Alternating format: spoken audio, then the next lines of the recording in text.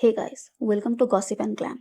तो आज हम बात करेंगे अनुपमा यानी रूपाली गांगुली के problematic career and personal life के बारे में। ओके, तो लोग रूपाली गांगुली को मेनली अनुपमा से जानते हैं, बट एक्चुअली में वो काफ़ी एक्सपीरियंस्ड एक्ट्रेस है। रूपाली के फादर अनिल गांगुली एक डायरेक्टर थे जो मेनली बंगाली फिल्म्स डायरेक्ट करते थे। उन्हीं के डायरेक्ट किए गए मूवी में रूपाली गांगुली ने अपना डेब्यू किया था और तब वो सिर्फ 7 साल की थी। फिल्म जैसे कि साहेब, उसके बाद बलिदान जैसे सक्सेसफुल मूवीज़ किया था उन्होंने, बट बंगाली इंडस्ट्री में काफ़ी ज़्यादा कंपटीशन होने की वजह से उनको ज़्यादा काम नहीं मिला। तब से उन्होंने हिंदी सीरियल में काम करना शुरू कर दिया था। 2002 में उन्होंने संजीवनी किया, जो कि काफ़ी हिट मेडिकल ड्रामा बनी। फिर आई सारा भाई वर्सेस सारा भाई, जहाँ से उनको रियल फेम मिली। उस फेम के बाद उन्होंने बिग बॉस सीजन 1 में पार्टिसिपेट किया और 2013 तक उन्होंने काफ़ी टीवी सीरियल्स कर चुके थे। बट देन शादी के बाद उन्होंने एक लॉन्ग ब्रेक ले लिया। फिर 7 साल बाद 2020 में उनका ग्रैंड कमबैक हुआ अनुपमा के साथ और आज वो इंडियन टीवी की हाईएस्ट पेड एक्ट्रेस में से एक है। लेकिन प्रॉब्लम्स तब शुरू हुई जब अनुपमा सुपरहिट हो गया। ये एक बंगाली सीरियल श्रीमोई का रीमेक है और बहुत ही कम टाइम में टीआरपी के टॉप पे आ गई थी। But within a year cast के बीच में टेंशन्स बढ़ने लगे, रूमर्स आने लगे कि सेट्स पे ग्रुपिज्म होने लगा है और फिर एक के बाद एक एक्टर्स शो छोड़ने लगे। सबसे पहले पारस कलनावत ने शो छोड़ा, जो अनुपमा के बेटे का रोल प्ले कर रहे थे। उन्होंने बोला कि किसी को उनसे पर्सनल प्रॉब्लम थी और उनका स्क्रीन टाइम कट किया जा रहा था। उन्होंने कंप्लेन भी किया, इंस्टेड और ज़्यादा स्क्रीन टाइम कम हो गया। जब उनसे पूछा गया कौन था जिसकी वजह से प्रॉब्लम्स हो रही थी, तो उनका जवाब था सबको पता है। और ये भी बोला कि शो का पॉलिसी ऐसा था कि एक्टर्स खुद से क्विट नहीं कर सकते थे जब तक क्रिएटर्स उनको ना निकाले। ट्रैक अचानक से खत्म कर दिया गया था और किसने करवाया था वो सब तो बात ही है, because I don't want to name that person but everybody knows that the lead actor. या मतलब एवरीबॉडी नोज दैट कि कौन इंसान था। उनके बाद निधि शाह ने भी छोड़ दिया। उन्होंने इनडायरेक्टली बोला कि कोई उनके आउटफिट से जेलस था। रोज उनका आर्गुमेंट होता था उस इंसान के साथ। जब पूछा गया कि क्या वो रूपाली थी, तो उन्होंने डिप्लोमेटिक आंसर दिया, बट अगेन कंप्लेन वही था कि स्क्रीन टाइम कम हो रहा। फिर सुधांशु पांडे ने शो छोड़ा और बोला कि उनका कैरेक्टर बोरिंग हो गया था, इसीलिए उनको और काम नहीं करना था। फिर अलीशा परवीन, जिन्होंने सिर्फ थोड़े टाइम के लिए काम किया था, उनका भी ये कहना था कि उनको ओवरनाइट रिप्लेस कर दिया गया था बिना किसी रीज़न के। उन्होंने इनडायरेक्टली हिंट दिया कि रूपाली वॉज जेलस और लोग उन्हें ज़्यादा प्यार करते थे, इसलिए उनको इनसिक्योरिटीज हो गई। कि रूपाली को आपका कैरेक्टर पसंद नहीं था।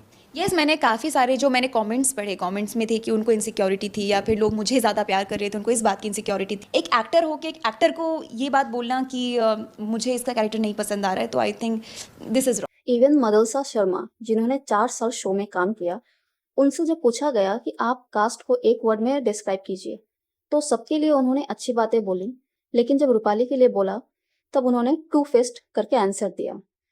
मैं नाम लेता हूँ Rupali. Masala talks. Two faced. Oh my God. किसी ने डायरेक्टली रूपाली का नाम नहीं लिया, शायद इसलिए क्योंकि वो बहुत पावरफुल है।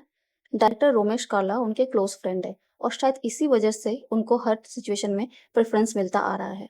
स्क्रीन टाइम सबका इक्वल होना चाहिए, क्योंकि हर एक्टर और एक्ट्रेस 14-15 घंटे शूट करता है। जब उनका फाइनल कट में दिखाया नहीं जाता तो नेचुरली फ्रस्ट्रेशन होगा ही। अब आते हैं उनकी पर्सनल लाइफ पे।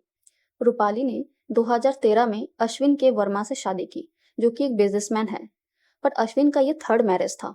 उनकी फर्स्ट मैरिज के बारे में इंटरनेट पे ज़्यादा इन्फॉर्मेशन अवेलेबल नहीं है, बट इतना पता है कि उनकी एक डॉटर है फर्स्ट मैरिज से। देन उनकी सेकेंड वाइफ, जो कि सपना वर्मा, जिनसे उन्होंने 1997 में शादी की थी, और उनके साथ उनकी एक डॉटर है ईशा वर्मा। 2020 के आसपास ईशा ने सोशल मीडिया पे एक पोस्ट किया जहां उन्होंने रूपाली पे काफ़ी सारा एलिगेशन लगाया था कि रूपाली कंट्रोलिंग एंड साइकोटिक है टुवर्ड्स अश्विन। जब भी ईशा और उसकी मॉम अश्विन को कांटेक्ट करना चाहते थे, तब रूपाली उनको धमकी देती थी। ईशा ने यह भी बताया कि रूपाली अश्विन को काफ़ी स्ट्रेंज मेडिसिन देती थी और उसने रूपाली को रिया चक्रवर्ती एंड एसएसआर के साथ कंपेयर किया था। ईशा ने यहाँ पे ये भी मेंशन किया था that her parents got married in 1997 and 2000 में Ashwin and Rupali met. And उस टाइम ईशा सिर्फ 2 साल की थी जब उनके फादर और रूपाली का एक्स्ट्रा मैरिटल अफेयर शुरू हुआ था।